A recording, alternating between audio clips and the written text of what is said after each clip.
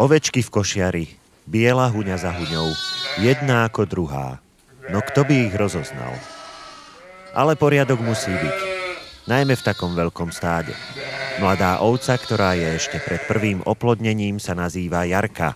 Jahniatka, ktoré sa hneď dokážu postaviť na vlastné nohy, urobia prvé kroky do života už bez pomoci. Prvé týždne sajú mlieko, ktoré im dáva všetky živiny, kým sa vydajú na svoju prvú veľkú cestu na salaš.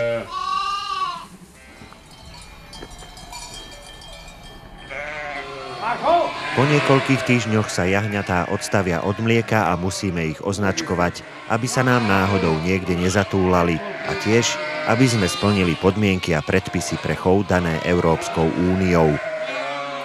V minulosti sa ovečky značkovali na Veľký piatok, pretože ľudia verili, že v tento deň ovce menej cítia bolesť a rany sa im rýchlejšie zahoja. 18 kg, zareza doma. Ďalším dôležitým krokom jarnej prípravy je výber kusov, ktoré ostanú v stáde. O tom, ktoré ovečky ostanú na chov a ktoré budú na predaj, rozhoduje bača na základe dlhoročných skúseností. V deň predaja prichádzajú aj domáci chovatelia, ktorí ponúkajú svoj vlastný statok na predaj. Konečne prichádza dlho očakávaný deň D. Po všetkých tých jarných prípravách, značení, očkovaní a výbere silného a zdravého stáda sa čaká už len na to, kedy sa po dlhých studených mesiacoch znova rozzelenajú lúky. Chovatelia z dedín privezú svoje ovce, ktoré je tiež potrebné poriadne označkovať a registrovať. Potom treba nachystať všetky veci, naložiť na vlečky a ide sa.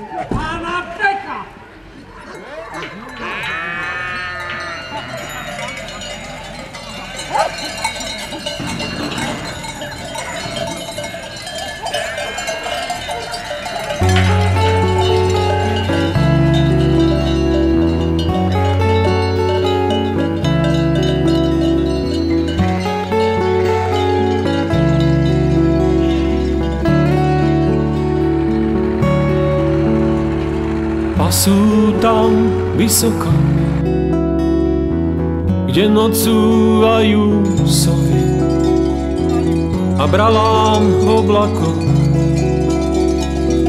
je priestrano a meko. Keď sa zlúčia ovce, to je furt po tej Veľkej noci, keď predáme jahňata na Veľkú noc. No toho roku sme šli okolo 27. apríla na hoľu. No a sme tu tak do konca októbra. Posledný októbrový týždeň robíme rozsad. To odovzdávame ovce gazdom a tak. A v priebehu sa tu robí. Taká história. Tí, čo sme tu z dediny, tak ešte odbehneme, jakž tak, šej. Ale sa mu neoplatí, lebo kým porobí je 10-11. Ale väčšinou chodia ženy tu. So soľou sa to vraví. Žena ide so soľou. No, obriadi chlapa, obriadi maringotku a ide nazad domov. Na salaš sa musí človek narodiť, to nezvláda ho. Musia byť chlapi. Mali sme aj takých, čo skúšali. Aj sa ovce naučil dojiť, aj dobre dojí, len psychika ho nie. Psychicky to nezvládol. Furt pozeral do dediny, až kým raz nepošol. Idem.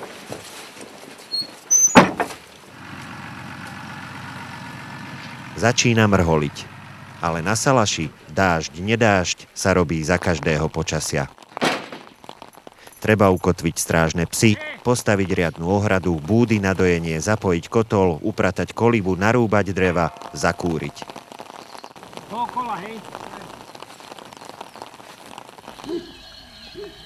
Pohoda, kľud, príroda, čistý vzduch.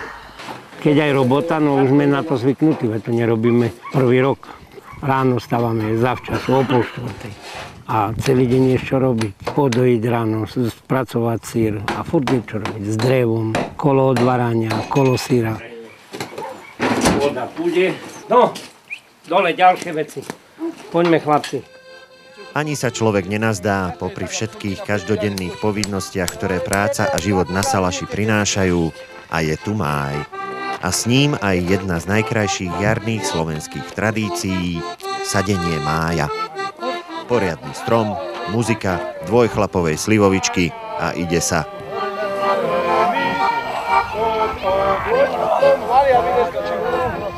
Aj tému pánovi treba naliať? A môj milý pri mne stál. Smutne na mňa pozeral. Nebuď smutný, buď veselý, ja ťa ráda mám.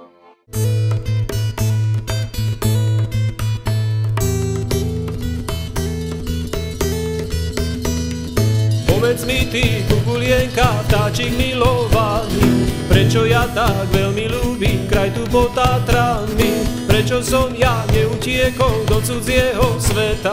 Povedz mi ty, kukulienka, stačí jedna veta.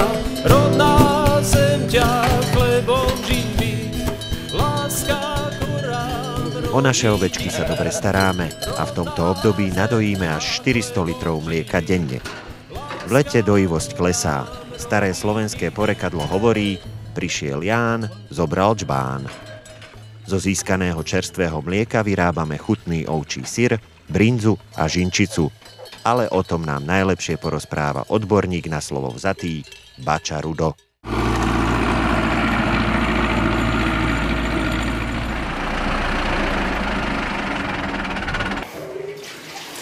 Teraz ideme precediť cez jednorázový filter.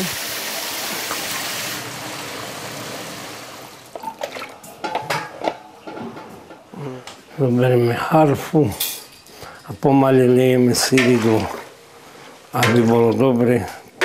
Zakliagáme, zamiešame a počkáme 20 minút.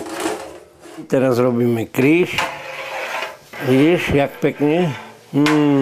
Chvíľku počkáme, nech začne sa ten syr akože spracovávať.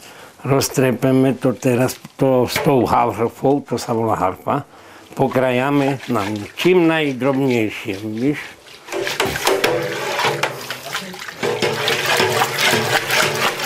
A takto, vidíš, teraz počkáme, sadne nám trocha dolu, biele zlato. No a teraz ho stláčame dole, pekne. Teraz si ho prekrajame. To voláme hrudienka, lebo sa tam zrobí tá hrudka. To je to hrudka. Takto. A je na svete. Zavesíme na stojan. Vymľagáme ešte troška, vytlačíme, vykrútíme.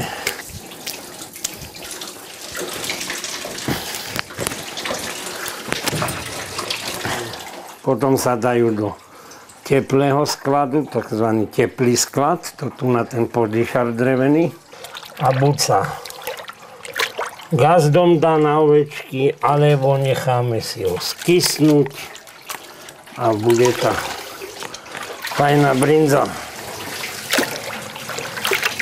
No a toto, čo ostalo zo syra, takzvaný žinčičník, precedíme. Ten žinčičník sa vleje do kotla a čím menší medveď, my toto tu, čo ostalo v sítku, tým znamená, že kvalitne sme zrobili ten syr. Keď ti ostane plné sítko, tak Ten bača to odfak.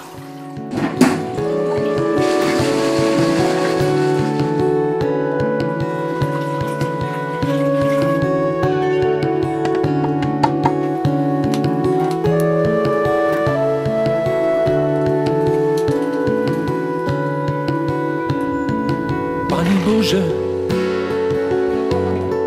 nauč ma byť prostý,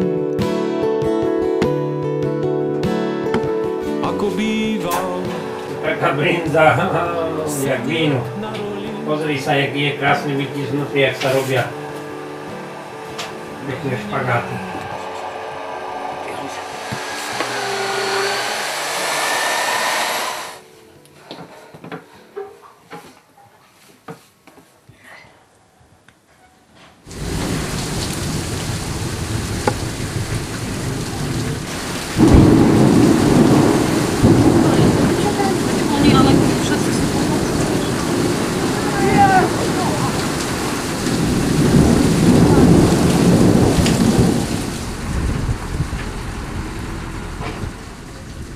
Najkrajšie sú tu, sa dá povedať, večere. Tak pri ohničku, keď si posedíme, podebatuje každý kto, čo, kde, jak. A tak ide. Dá sa. Také polderčí, koho polderčí, zrážku do nej. Dajú sa zvlášť a ti vravím, to budú ovce ako Brno. A takto si naši chlapi po večeroch klebetia pri grille. Spomínajú na staré časy, plánujú, čo nového by sa ešte dalo na Salaši vymyslieť.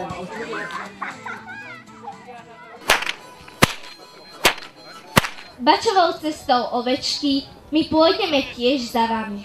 Priťou vo vašich stopách zaliatými zvončekami.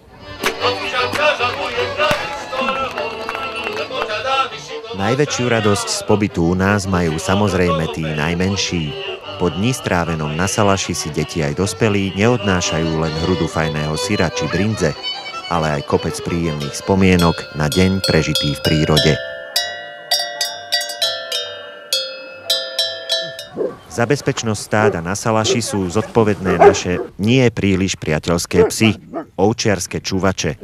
Bača Rudo by vedel rozprávať príbehy o vyhladnutých medveďoch, ktoré roztrhali nejednú ovcu. No je veselo, dakedy máme až barz veselo, jak včera večer napríklad. Bolo nám tu aj teplo. Navštívil nás kamarát z hôr, medvedík. No, z 5 metrov som bolo, z očí v oči sme skúkali na seba. Aj mne zriedlo troška. Nebolo mi včera jedno, bo to medvedia ancyklid nevyspytateľný. Dakedy bachne jednu ide hed a dakedy aj 2-3 do chráme, kým si jednu vybere. A najhoršie, keď je hladný a že ho vyrušia. Vtedy je nervák, vtedy dokáže zlé veci porobiť. To takto povie, čo ti môže. Pozri sa mu do očí, uvidíš, čo ti môže. Teraz bude najhorší. September, október, bo sa idú zazimovať. Košiari vtisne do jedného rohu a tam ich mláti kurňa len tak dlní. Jak ja včera. Adam zo 5 metrov odo mňa sa postavil na zadne. Kurňa, už som sa videl. Ani jeseň nie je časom na otáľanie. Veľa toho treba stihnúť porobiť v prípravách na dlhú zimu. Pre stádo treba v prvom rade nachystať dostatok jedla. Koncom septembra stádo znovu štepíme. Potom si môže úplne oddychnúť od dojenia, lebo po štepení už žiadne ovčie výrobky nerobíme. Poslednú októbrovú sobotu je rozsad oviec, kedy si majitelia z dediny prídu znovu po svoje kusy. Pokiaľ môžu a kým ich neprekvapí prvý sneh, ovce ešte vyhryzujú posledné kúsky zelenej trávy a tak si chystajú zásoby na zimné leňošenie.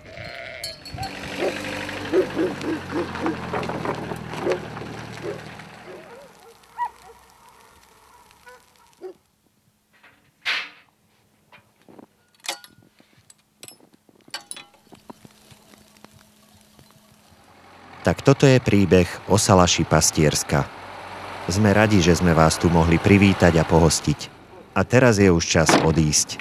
Ale onedlho príde nová jar, nová zeleň a náš Salaš opäť ožije.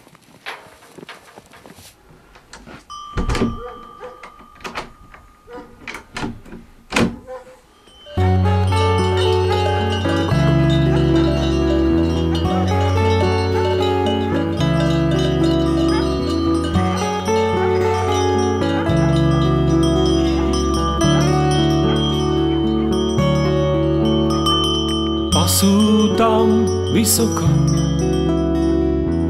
kde nocúvajú sovy a bralám v oblakoch